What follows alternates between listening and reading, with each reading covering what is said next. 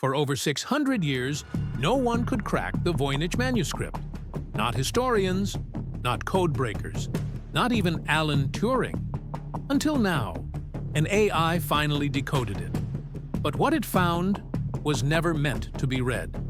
For 6 centuries, the Voynich Manuscript sat in silence, an ancient book that no one could read, wrapped in the skin of a dead calf, speaking in a language that doesn't exist anywhere else on Earth. Scholars called it a curiosity. Cryptographers called it unbreakable. The Vatican ignored it. And governments, well, they just watched. Because deep down, everyone knew this book wasn't just about plants, stars, or baths. It was about something else, something buried. You've probably never seen it in a history textbook. That's not by accident. The Voynich Manuscript is a riddle that refused to bow to time. Every expert who touched it walked away confused, humbled, or mocked. Alan Turing tried. The NSA tried.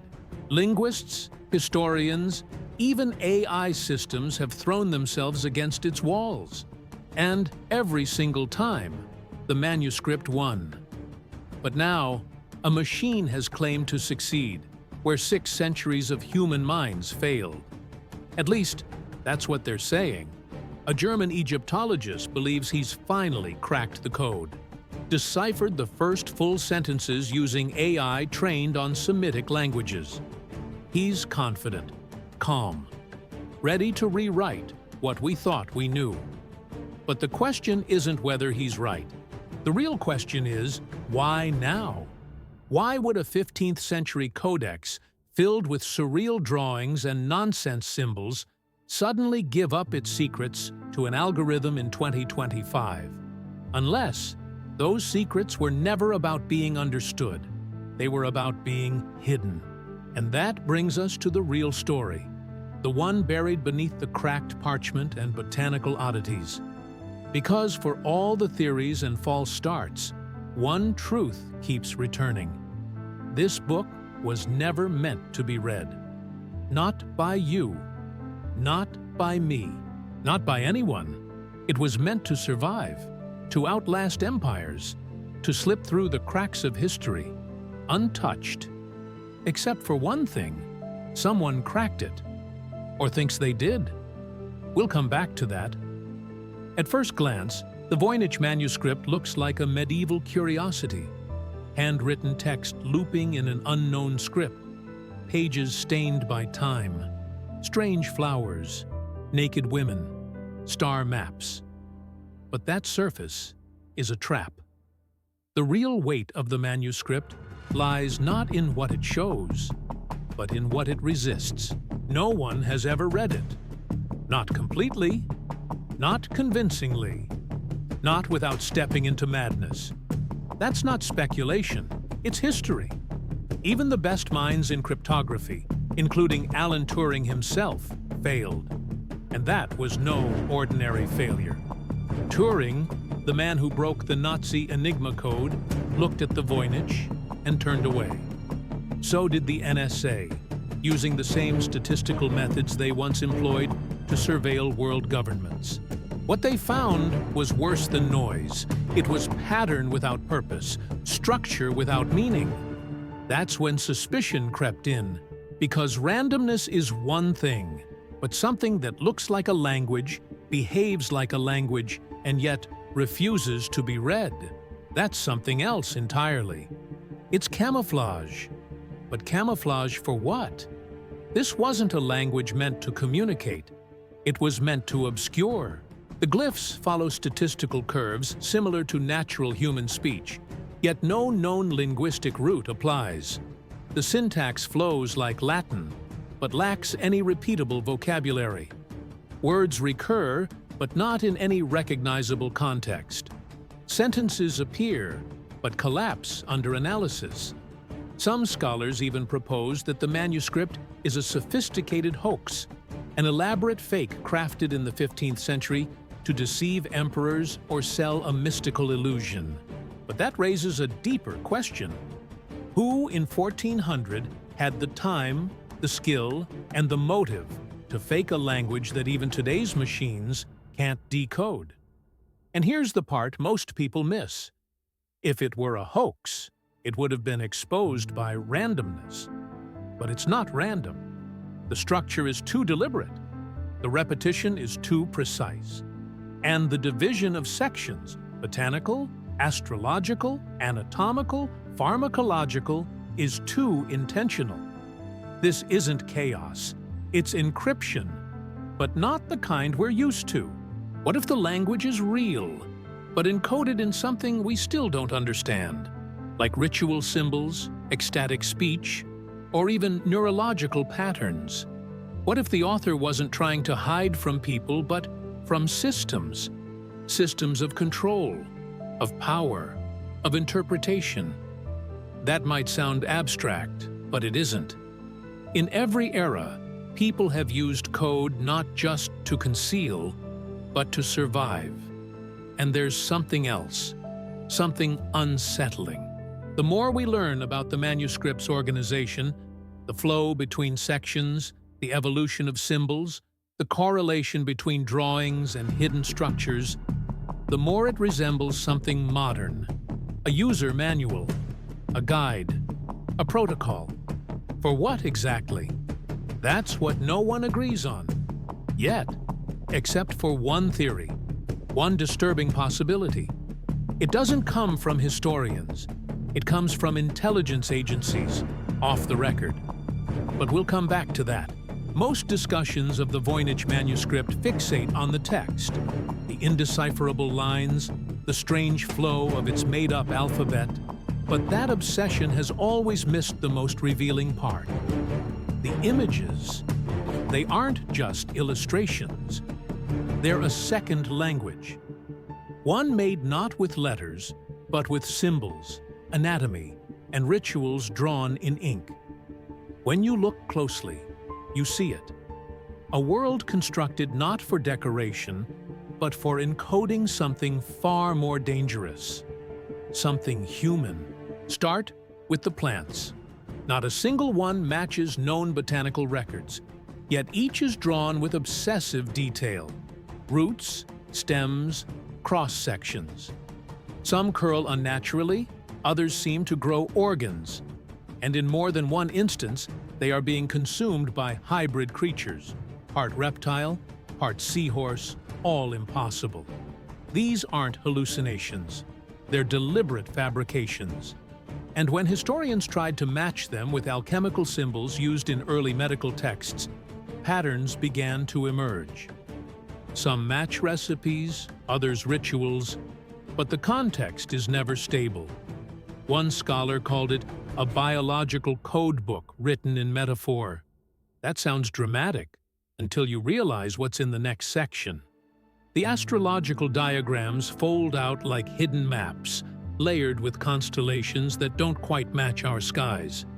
They resemble real zodiac signs, Pisces, Taurus, but they're bent, deformed, inverted, as if mimicking something familiar, then warping it. These aren't just celestial markers. They might be temporal codes, references to eclipses, alignments, or seasonal rituals long forgotten. And always, surrounding the stars, are the women, dozens of them, naked, floating in tubes, merging into pipes, holding stars in their hands, or submerged in bath-like vessels that mimic the female reproductive system. No one has explained this convincingly. Theories range from early gynecological manuals to esoteric fertility rites. But the density of these images, their repetition, the anatomical precision, the fluid that connects every page, suggests something far more structured. This wasn't just symbolic. It was procedural, step by step.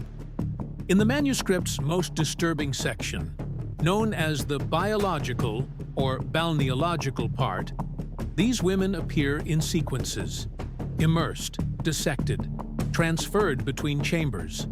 Some float, others drown. Many are connected by what appear to be vascular or energetic networks.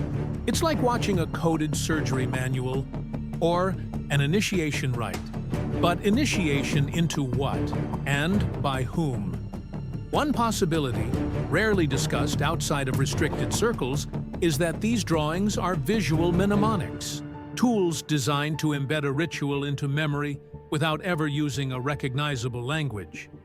That would make the Voynich Manuscript less a book and more a program, not for reading, but for enacting. And that would explain why so much of it resists translation. It was never meant to be translated. It was meant to be performed. But that theory opens a deeper problem. If it's a ritual, it needs a purpose. And if the purpose was never written, then maybe it's hidden in the images themselves. One researcher in Prague noticed something strange. When certain diagrams are layered digitally, they form a geometric sequence aligned to golden ratio spirals, patterns often used in sacred architecture and mystical mathematics. That discovery was quietly dismissed.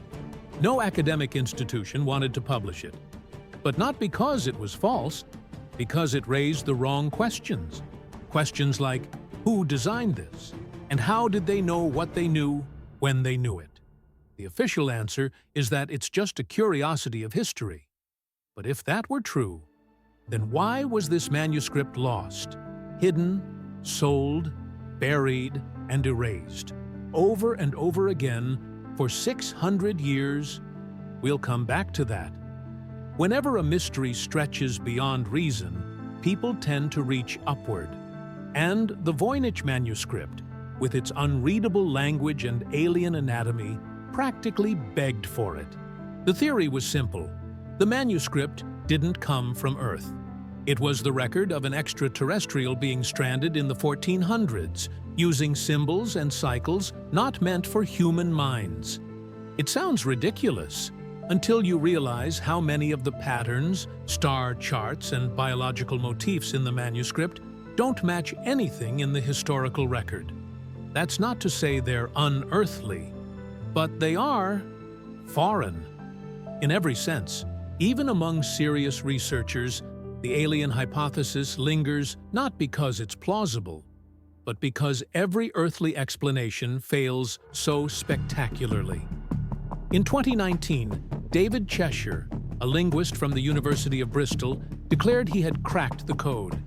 He claimed the manuscript was written in a lost Proto-Romance language, something that predated Spanish and Italian. The media exploded. Finally, a solution. But within days, the academic community tore it apart. Cheshire had no background in medieval texts, had skipped peer review, and worse, interpreted meaning where there was none. His so-called translation was little more than educated guesswork chained to speculation. That wasn't the first time, or the last. In 2017, television writer Nicholas Gibbs came forward with his own answer. Latin abbreviations used in women's health manuals from the Middle Ages. He pointed to similarities in structure, terminology, even themes. After all, the manuscript is filled with female anatomy and fluid systems. But Latin scholars responded swiftly. His abbreviations weren't consistent. His interpretations contradicted known syntax. His credentials were thin. The whole theory collapsed before the ink was dry on his article. It wasn't just wrong, it was amateur. So why do these claims keep surfacing? Why does the media embrace them, only to discard them days later? The answer lies not in the texts themselves, but in the desperation behind them. We are not equipped, psychologically, to leave a mystery unsolved for 600 years, especially not one locked in a book, hiding in plain sight, inside one of the most powerful institutions in the world, Yale University. That's where the manuscript sits today, in a rare book vault, digitized, photographed, but never decoded. And here's what few talk about. For every failed theory that makes headlines, there are 3 more that never do. Suppressed by academia, ignored by journals, or quietly retracted. Because they don't fail by mistake, they fail by design. By trying to apply modern language models to a text, that may not obey any linguistic tradition at all. But then, in 2023, a new contender emerged. Not a man, not a priest, not a scam artist. An algorithm trained on Semitic root structures, taught to think like an ancient mind. And for a moment, it looked like the book had finally cracked open. But just before the celebration began, the experts stepped in. What they said and what they didn't say tells a much darker story. We'll return to that in a moment. In June 2023, Reiner Hanig, a respected Egyptologist, announced something that once seemed impossible. Using an AI system trained on ancient Semitic languages, he claimed to have unlocked the first real sentences from the Voynich Manuscript. The machine had identified repeating glyphs and aligned them with Hebrew linguistic structures, verbs, conjunctions, patterns that mirrored medieval usage. For a brief moment, it felt like the centuries of silence had been broken. The media latched on. Headlines declared the manuscript decoded. But behind closed doors, the reaction was far more restrained. Experts in ancient Hebrew reviewed Hanig's claims and immediately raised red flags. The AI had mapped Voynich glyphs to Hebrew characters, but inconsistently. Sometimes one symbol equated to a letter, other times to an entire root word. Grammatical structures were bent, conjugations ignored. Hanig had filled in blanks the AI couldn't solve, driven more by intuition than by linguistic rigor. This wasn't translation. It was pattern matching forced into coherence. And yet, there was something strange in how the academic world responded. They debunked Hanig's conclusions, yes, but not with the usual sarcasm or finality reserved for hoaxes. Instead, there was discomfort, a careful distancing, as if the problem wasn't just the AI's answer, but that it had gotten too close.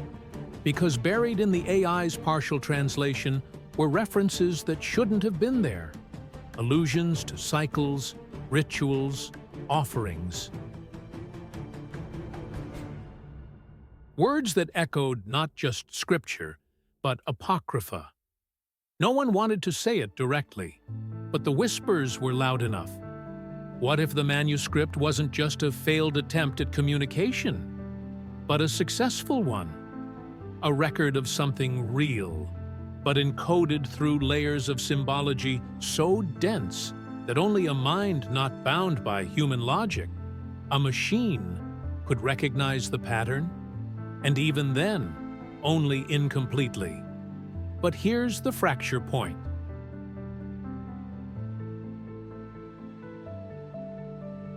If AI is beginning to glimpse meaning inside the manuscript, and if that meaning points toward ritual, sacrifice, or cosmology outside traditional religious frameworks, what does that imply about its origin? That's what scholars didn't want to touch, because decoding the Voynich might not just challenge linguistics, it could rupture history itself. There's another layer to this. Hanig's approach wasn't entirely new. Back in 2016, two Canadian computer scientists used a similar technique, feeding translated glyphs through Google Translate in Hebrew. Their first sentence read, "She made recommendations to the priest, man of the house, and me." It was nonsensical. But what disturbed reviewers wasn't the gibberish. It was how close the sentence structure came to ancient rabbinic texts, despite the randomness. So why do these digital interpretations, flawed as they are, keep touching the same nerve? Why do they keep circling themes of women, authority, sacred practice, and hidden knowledge? And why does every promising lead seem to be met with not just academic doubt, but institutional silence? The AI's results were ultimately dismissed, but not archived, not erased. They're being studied quietly, not by cryptographers, not by linguists, by people in fields that don't speak to the press. And that brings us back to something mentioned earlier, an intelligence community theory that never made it to publication. We'll get there soon. Before algorithms, before digital scans and academic grants, there was a man named Edward Kelly, a name mostly erased from mainstream history, but whispered among occultists, alchemists, and intelligence circles that deal in symbols instead of politics. Kelly was no ordinary scribe. In the late 1500s, he was a self-proclaimed medium, claiming he could speak the language of angels, Enochian, a language he insisted revealed to him during trance states dictated by otherworldly beings. Most laughed, some watched, a few believed. But one thing is clear. Kelly's linguistic creations bear an unsettling resemblance to the Voynich script. No one can prove Kelly wrote the manuscript, but the timing lines up. The manuscript surfaced in the court of Rudolph II, Holy Roman Emperor, who was also Kelly's patron. Rudolph, obsessed with the occult, is known to have paid vast sums for books of hidden knowledge. And the Voynich manuscript first appears in his possession, sold as a riddle of the Sphinx, too complex to solve, too beautiful to discard. It passed from alchemists to scholars, eventually landing in the hands of Wilfrid Voynich in 1912. But that 250-year gap in its record, what historians call a silent period, is perhaps the loudest clue. Because here's the uncomfortable truth. Many now believe the manuscript may have never been meant to be read in the traditional sense. Not a hoax, not a forgery, but a transcription. A recording of ritual language spoken in altered states, glossolalia, the kind of speech produced not by scholars, but by prophets, mediums, or those deep within mystical traditions. The kind of speech that defies translation because it wasn't meant for the conscious mind. This is where modern cryptology breaks down, because the tools used to decrypt military ciphers and dead languages assume logic, repetition, and intention. But what if the text was written under compulsion? Not from a human authority, but from something else, something the writer believed was real.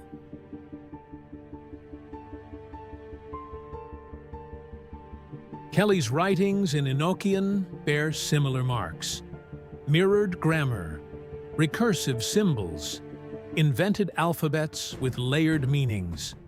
And some of his symbols, when overlapped with Voynich glyphs, show disturbing congruencies. Not proof, but proximity. And this is the theory intelligence historians don't publish. Not because it's mystical, but because it's operational. Language created under trance, especially when consistent across sessions, has been studied for decades in covert psychological programs. Not as spirituality, but as a form of mental encryption. A way to lock information so deeply within the subconscious that even the speaker may not retrieve it without the right ritual trigger. If Kelly, or someone like him, wrote the Voynich manuscript in such a state, it might not be a book at all. It might be a sealed transmission, a vault. A record of psychological procedures encoded through symbolic logic and visual metaphors meant to be activated by very specific readers. Readers who knew the context, or were trained to. And that opens the door to something far more dangerous than a mystery. Because if the book isn't meant to be understood, but activated, then cracking it isn't about unlocking knowledge. It's about unleashing something. But before we draw conclusions, we need to understand who protected this manuscript for centuries and who quietly ensured it remained unread. We'll get to that next. History rarely erases things by accident. When a book vanishes for 250 years, it doesn't disappear. It is disappeared. The Voynich manuscript wasn't lost in a fire, destroyed in war, or buried in a forgotten crypt.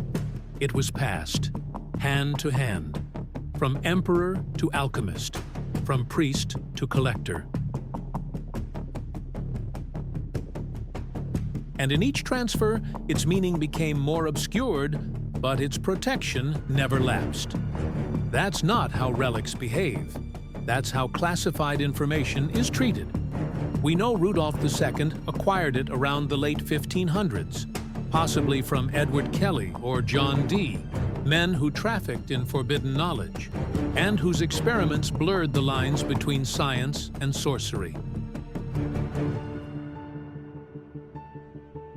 From there, it was inherited by Jacobus Horsicki, an imperial pharmacist, and later by Jan Marek Marci, a professor who tried and failed to decipher it before sending it to a Jesuit scholar in Rome. The trail goes cold there. For over 2 centuries, the manuscript vanishes from the historical record. No ownership, no movement, no record of inquiry, just silence.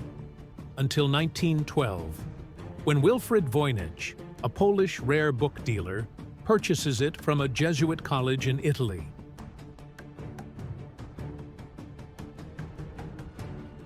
What the Jesuits were doing with it and why it had been hidden for generations remains unaccounted for.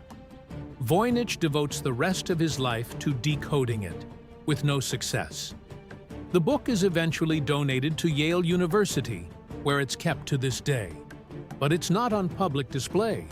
It's in a rare book vault.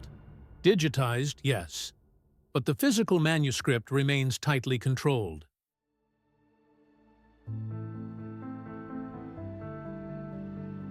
Why would a book no one can read be treated like this? Not because of what's written in it, but because of who tried to understand it. Throughout the 20th century, the manuscript attracted more than just curious historians. It drew in military codebreakers, psychological warfare experts, even Cold War-era linguists.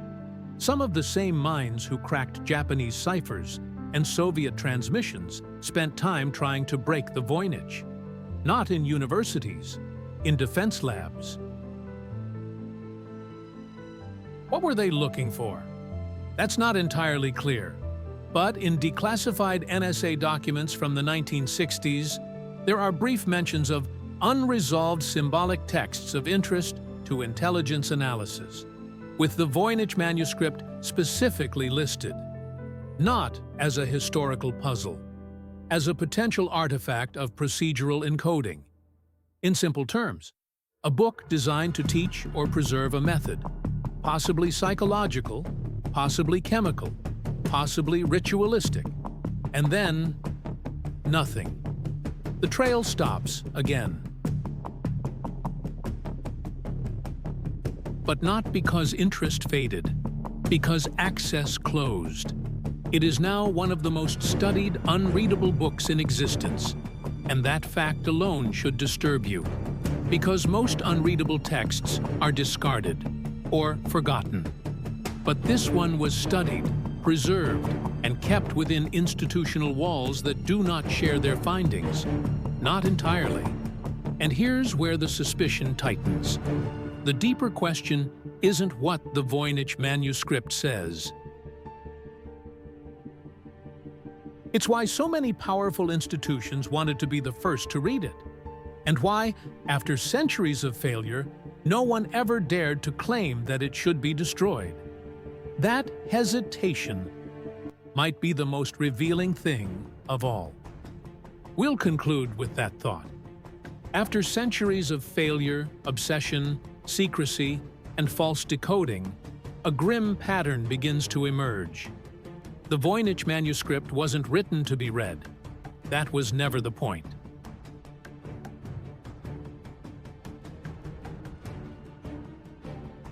The more one stares into its pages, the more it becomes clear.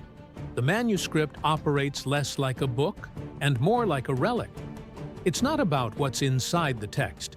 It's about what the text is protecting. It's a shield. And like all well-designed shields, it draws attention away from the thing it was made to cover. We assumed, for centuries, that the message was inside the manuscript. But what if the manuscript is the message? Not as content, but as a demonstration of a technique, of a mindset, of a knowledge system designed to function beneath language. Something only accessible to those trained in a completely different mode of understanding. One that isn't logical or linguistic, but symbolic and ritualized. Think about it. The structure is there. Ordered sections, recurring symbols, mirrored themes. But the coherence is missing. And that isn't failure. That's design. If the manuscript was ever meant to be decoded, the key would have been embedded in the text itself. Instead, every decoding attempt has required enormous projection, bending of syntax, and gaps filled by intuition, not fact. That isn't just difficult, it's a trap, a decoy. And this brings us to the final, most disturbing theory, one that rarely surfaces in public discourse, but circulates quietly in the darker corners of linguistic theory and psychological operations. The Voynich Manuscript may be a simulation, a constructed environment meant to test pattern recognition, cognitive projection, and the limits of human interpretation. In other words, a tool not for communication, but for observation. A mirror that shows how far someone is willing to go to find meaning where there may be none. Military intelligence has used similar models. During MK Ultra, subjects were exposed to conflicting symbols and asked to generate narrative coherence under stress. The goal wasn't to extract meaning. It was to observe the process of belief formation. What they accepted, what they dismissed, what they imagined. Now ask yourself, if the Voynich Manuscript was created under a similar premise, not as a message, but as a mirror, what does that say about those who preserved it? And what does it say about us? About our need to decode, interpret, own meaning? Maybe that's the real experiment. Not the book, but the obsession it creates. The patterns it generates. The theories it spawns. It's not hiding a truth. It is the truth. Truth as illusion. Truth as fixation. A self-replicating mystery designed not to be solved, but to be pursued forever. So perhaps the AI didn't fail. Perhaps it revealed the manuscript's only real function, to see who would chase it the farthest. But if that's true, then the question isn't, what does the Voynich Manuscript mean? The question is, who was it meant to reach? And more importantly, what happens when they finally understand it? The manuscript still sits in Yale's Beinecke Rare Book Library, locked behind glass, under constant environmental control. Thousands of high-resolution scans are available online. Anyone can access them. Anyone can try. But the real story doesn't live in the parchment. It lives in the pattern of attention around it. The book attracts the same type of mind, over and over. Obsessive, analytical, driven to find order where others give up. But what happens when those minds begin to converge? When they start seeing the same shapes in the same chaos? That's the part no one can control. Because if the Voynich Manuscript was constructed to lure in those who seek forbidden structure, what we call pattern chasers, then the moment someone actually believes they've solved it, the real mechanism activates. Not a trap. Not a revelation, but a transformation of belief. That's where the danger lies. Not in what the manuscript says, but in what it convinces people to become in order to interpret it. This is the paradox. You cannot solve the Voynich Manuscript without first becoming someone who needs to solve it. And that's the oldest form of control. Get them to chase a secret, and you'll never need to write the rules. They'll create them themselves. Which brings us here, at the edge of knowledge, where history, language, ritual, and manipulation blur. You've heard the claims, you've seen the theories, you've followed the threads that go nowhere. Now ask yourself, why was this mystery allowed to survive for over 600 years? Why wasn't it buried, destroyed, erased completely? Because some mysteries aren't solved.